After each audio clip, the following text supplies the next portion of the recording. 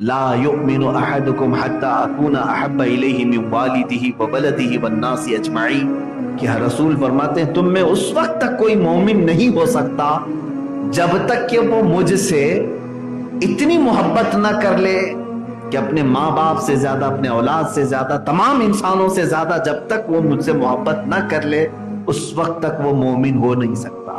حضور صلی اللہ تعالیٰ علیہ وسلم کی بارگاہ میں حضرت عمر آئے تھے، پوچھا حضور نے تم مجھ سے کتنی محبت کرتے؟ کہا یا رسول اللہ صلی اللہ علیہ وسلم پوری دنیا سے زیادہ، اپنے مال و متاع سے زیادہ، اپنی اولاد سے بھی زیادہ، لیکن اپنی جان سے زیادہ نہیں۔